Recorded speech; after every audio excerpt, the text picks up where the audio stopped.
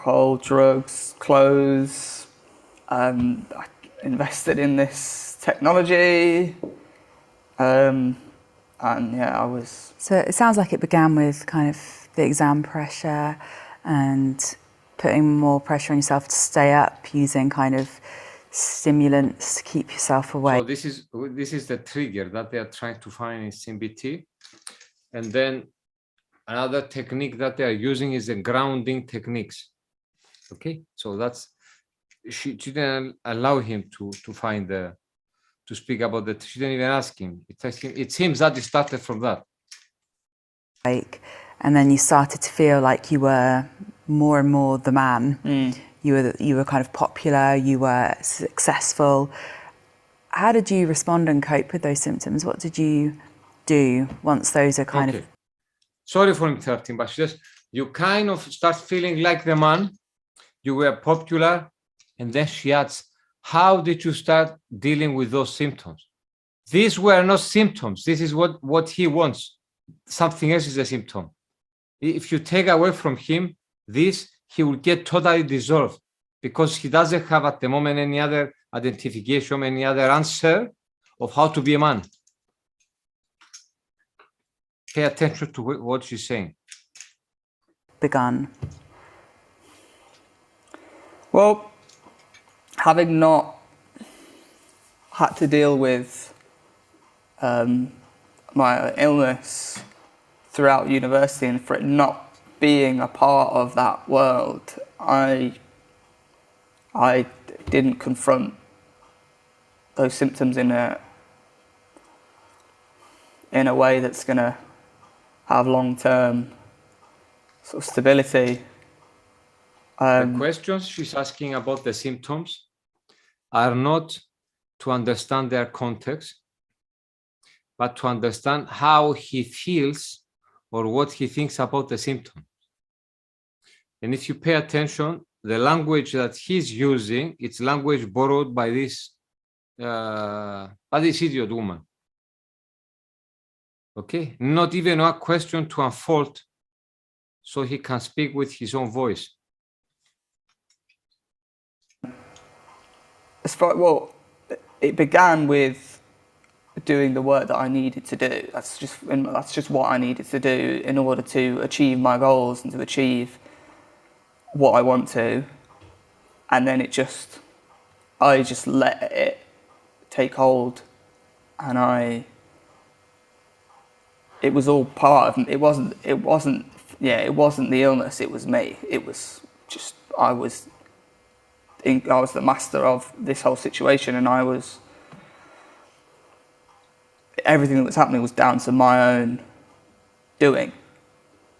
So it sounds, you say on the one hand you didn't confront it, you kind of just let it roll.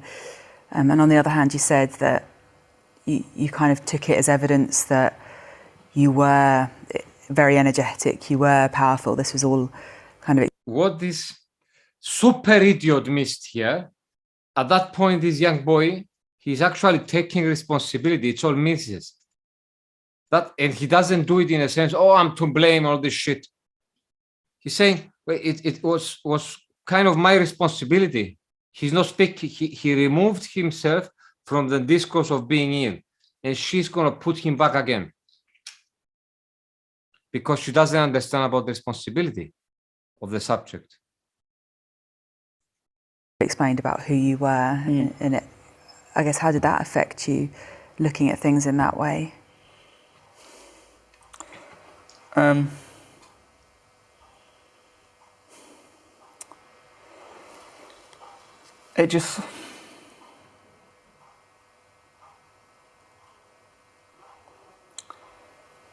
It was my time. My time. It had all been leading to this was the moment where I would sort of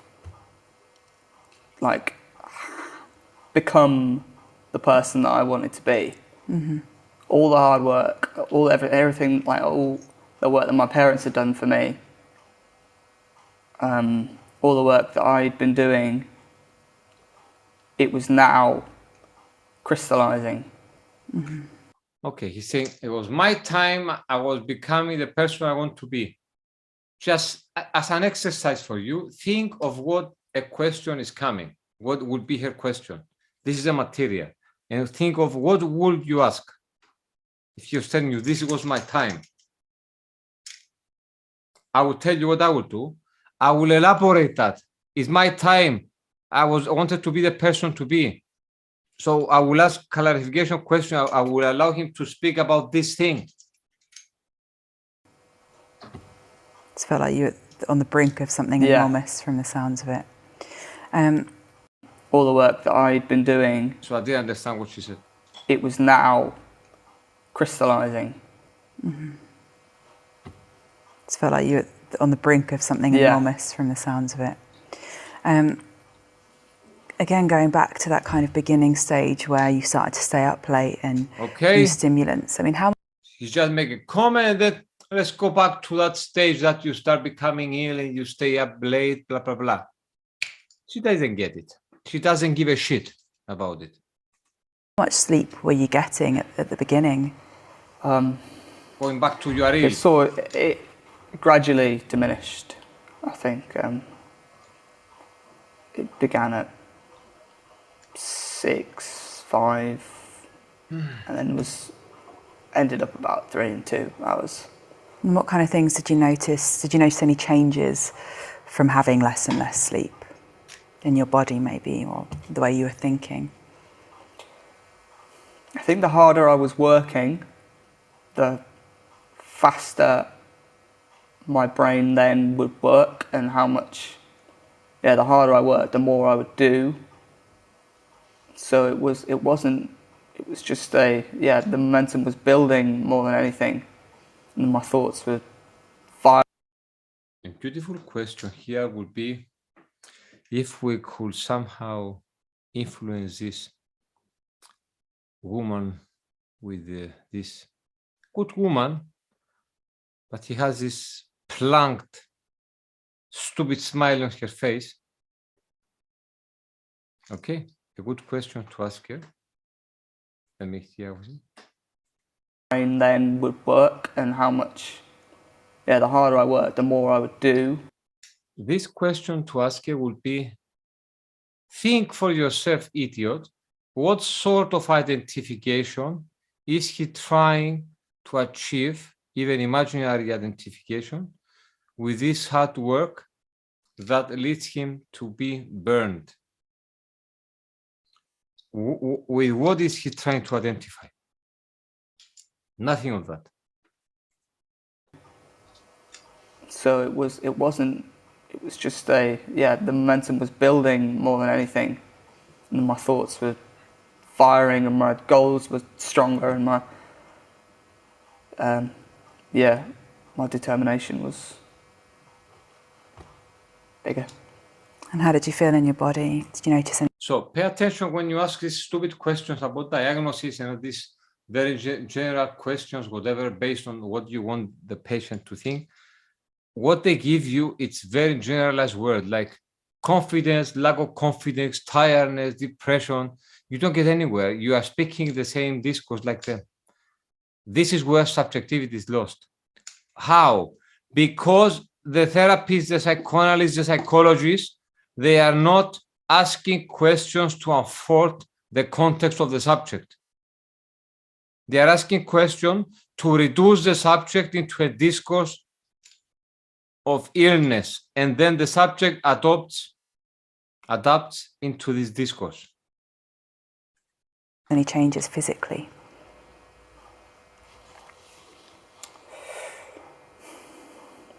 Not that I can recall at the time. Maybe I was avoiding confronting any negative effects, but nothing powerful comes to mind. Okay. And once things were a bit further along after your exams, you said you're going out a lot, you convinced your friend to do this app. Was there anything else that you did that maybe you wouldn't normally do, that you think might have been a sign to you that your mood was much higher than you'd like it to be? I had a lot of savings that I that my parents had built up for me, which don't really exist anymore, either through the money I invested and through drugs, clothes. I had a girlfriend at the time, but because I was the main character in a sense, that I was the only really person that mattered, and so sort of those around me, especially her, it just sort of didn't really have as much importance. So on nights out, she just wouldn't be in my mind, and so there would be other women. Okay. So. And how do you feel about that now, looking back on it?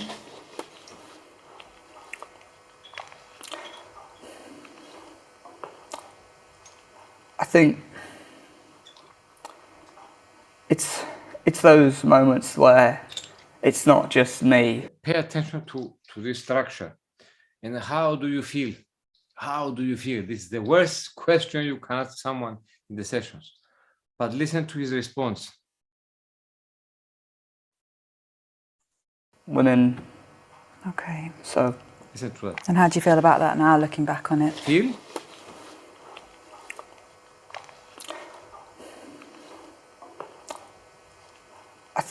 I think he's actually responding much better to you. It's those moments where it's not just me, it's those closest to you and those around you that have to suffer more than anyone else. That brings a lot of the shame. Yeah. Okay. Let's get to your questions. I will accept 3 or 4. Penny? Thank you, Petro, for bringing this and the commentary. I think it's really helpful to begin to cut into these and help us to think in a more localized, specified way. While I was hearing the exchange, I had in mind some students that I met over the years who were bipolar, and the bipolar condition is different to the others in the sense that the subject is not suffering. They're not suffering in that context. Yes. So their perspective is very different, and it made me think of, I don't want to spend too much time talking now, but how to transmit what I'm thinking and seeing. When the subject is on the high, they really are high. And what you said at the beginning, you mentioned about the body, you mentioned geometry, and essentially what's happening in the manic condition is that the subject is losing their markers for proportion and geometry, and they're not able to take into account what the body can metabolize. So there's a burnout that happens. It's a bit like an aeroplane that has so much fuel, but it flies so high and so joyful that it runs out of fuel mid-flight, right? So the matter of context that you're talking about and allowing the subject to elaborate a different relation to the signifier than the one that's organized around the meanings and the parameters that are permitted within the discourse of the master, right? Something like that. Because the discourse of the master wants to pathologize the expansiveness and the ambition of the subject. I don't know the context of this young man. It's possible that for him, maybe he's trying to realize the dreams of his mother, and there isn't something that gives him a limit, and he has to, he's driven, and that's why he's feeling so exalted. I don't know, because that never came up. They never talk about Oedipal things. But anyway, that's it for now. But it's a very valuable exercise. Thank you. Thank you, Penny. Angele?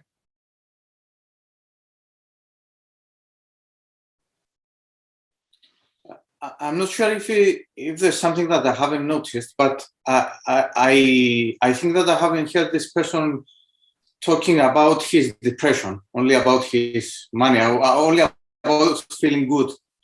And what was lost there, it was a good intervention from you, Petros, that I want to repeat here. He was feeling good. The therapist was returning back to the depressive state. But what this man was saying, that I was feeling so good that the whole context was lost around me. This everywhere, everything. That's what was his suffering, not his depression. But into this good feeling, if we are talking about feelings like the therapist, that the whole context was vanishing, and with it himself. This is how he was wasted. So it relates to a death drive, and from the place of the psychoanalyst, this is what the psychoanalyst should do, to find a way to contextualize into some sort of space, into a direction, orientation, and a cause, this good feeling. So it has these parameters. Thank you, Angela. Very, very nice comment. You want to say something else? Are you okay? Angelos want to comment something else?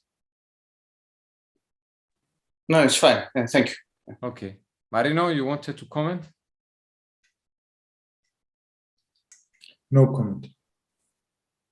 You had a question in the beginning? No? No. Okay. Anybody else? One minor thing to add just on what Angelos said. One of the students that I met who, I only saw these students once. It was just a single conversation. I'm sure I've mentioned her before. She was one of the last students I assessed. She was a PhD student, and she had what they call cyclical. She would go up and then she would crash for a month. She would be in bed, wouldn't be able to get out of bed. And while we were speaking, it was with her really that it sort of clarified for me, because she was, I said to her, how was your study? Because that was my role there, to see the impact of study of her condition. And I said, how was the effect on your study in your up period? And she said, great. She was doing great things, etc. But the issue was that she would have to spend a month or so in bed, not being able to get up afterwards. So through that conversation, I said, well, you have two options. Probably while you're on the high, you're, exhausting your energies. And then the crash afterwards is a recuperation. You need that period. So it's up to you. You can either construct some artificial limits so that you don't let it run so far and you regulate that, or you accept that you're happy with what you get from the time you're high, and accept that the period you have to stay in bed is, just part of that. It's up to you. And the reason it's worth mentioning is because I got an email from her about 6 weeks later where she said, she thanked me. She didn't tell me how she solved it, but she said she solved it. So based on that conversation, she found a way to regulate her symptom, and I never heard from her again. Well, she found her own rhythm. That's a very good solution. I'll make another comment if. Yeah, go for it. It reminded me of another case, but I think we should approach and mention it, that there doesn't need to be a direct treatment of what they bring us suffering. And I remember the child I had that her mother brought her to me, that she had phobias, various phobias. She wouldn't sleep at night. She never talked about what she was bothered with. We just made what we do. We had a good time with this girl, and phobias disappeared. And her mother is still mentioning about the work that has been done. She never talked about what was fearing about. Never. Well, I can add something here that good times, having good time, it was took the place of the phobia. In what you are saying, so you gave her that option for the rest of her life. It's a structural. It's very clever what you did. So what you gave here, it's to have good time, and the phobia will not be there. I like it.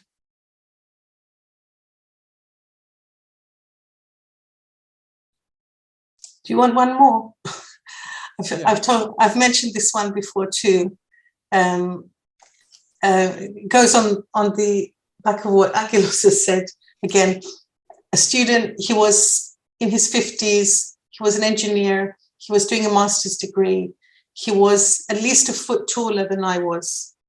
When I went to bring him to my office for the meeting, he was walking very, very timidly, as if he was afraid of me. It was like this. So as when he sat down, I opened his documents, I looked, and I saw that he went to university when he was 16. So I said, you went to university at 16, being positive there about him. Anyway, he didn't say anything, but about 45 minutes later, when he was more relaxed with me, he said to me, I didn't go to university at 16 because I was a genius. I went to university at 16 to get away from my father. My father he had been an orphan, and he was trained by the US Navy, the US Air Force, and they used to choose orphans because they would be totally loyal. And he was one of the pilots who was flying the planes with the bomb in the 60s. He said he was one of the Dr. Strangelove pilots. And he said to me, the ground, it must have been after 2001. He said, the ground zero, it wasn't, there where it is now. It was in New Mexico where they were doing the testing of the nuclear bombs.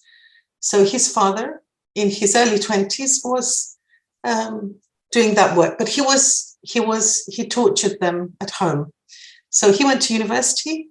He, used his education as a way to get away from his father. And he said he had an option one day, and he thought about it, whether his father was having a heart attack, and he had the option whether to let him die or not. And he had to think whether to save him or not. He did save him. So he told me these things. The issue for him was similar to this lady. Actually, he didn't really have a big problem, because for him, the down was about 36 hours where he would be catatonic, right? And it wasn't really that big a disruption for his study. And actually, he wasn't suffering in that. He was just in his own world. And I said to him, and how was it on the high? He said, out of this world, but I don't tell my doctors. Did you hear me when I said that, right? So this is something that they don't generally reveal. They're not able to reveal it to people who can't give their blessing on them having a good time. But by revealing it to you, he was also creating a contact with the social bond. Yes, exactly. Yes. And by then, where his posture was so timid, as he realized that I wasn't against his jouissance or his desire, he was relaxed, and he was able to assume his body as a man he was at least 6'4", 6'5", and he assumed his stature. By the time he left, he was walking straight. He could have been Goliath if he would have born 3,000 years ago. Okay, thank you, Penny, for your comment. Anybody? No? Yes, I have a comment, Petro. I have a question. Yeah. Last one. Okay, you said at the point to ask how do you feel is the worst question to ask in a session. We don't, especially in Lacanian session, we don't ask how they feel. You see, she asks, if you ask how you feel, you don't concentrate on the signifier. You try to say, what did you feel? Okay. Lacan said that the feelings are deceiving besides anxiety. So we don't really feel. We don't really ask how you feel, how you felt about it.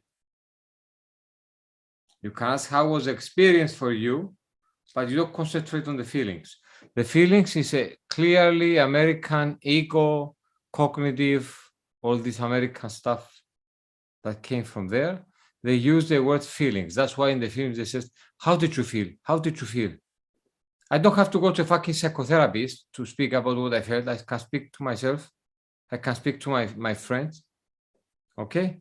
So knowing that because of the structure of their conscious that the feelings are deceiving, because you might experience, let's say, jealousy or anger, but at the bottom line would be jealousy because your friend has a girlfriend that you like, not you, somebody else.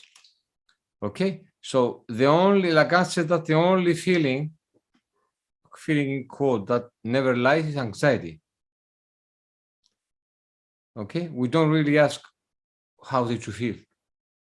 Anyway, even in because how did you feel is imaginary. So in the place, I don't remember where, but if you can read it online, when it will be online, where she asked, how did you feel? She missed a very powerful moment to elaborate and get more information about the narrative, to explore the narrative and get, for example, what is good for that individual. If you pay attention, she was pushing it towards the illness. She couldn't understand desire. She couldn't even cure him by the means he had available to him. The fact that he was so in what she called as manic state, it was not a problem. It was a problem whilst it was not in a proper context. Okay? Let's say you have Usain Bolt. Okay? If he's running everywhere in life like that, he will die. But if he's running like that in a specific context of being an athlete, then you've got this amazing man. So she's thinking in terms of what she was taught that bipolar disorder has, and she was trying to acknowledge these grounding points, these manic points, blah, blah, blah, blah, blah. She was not actually listening. When this thing is online, pay attention to what I said and what she was saying. She was not listening at all. She was just asking a question for him to describe his illness, not any possible material for desire. Did I answer your question, Harula? Or should I say more? No, it's fine. Thank you. Yeah. Lacan, at some point towards the end of his teaching, he spoke about the creation of a new signifier. The creation of this new signifier, it was not related to the other, because the other, towards the end of analysis, if someone wants to go towards there, is dissolved, is deconstructed. So the deconstruction of the other means the non-body. If the other is deconstructed, you've got two possible solutions: to create from the pieces the symptom, or to create new signifiers. This is Lacan. Okay? This is Lacan. And the creation of new signifiers leads to the experience of Saint Teresa and Saint Francis of Assisi.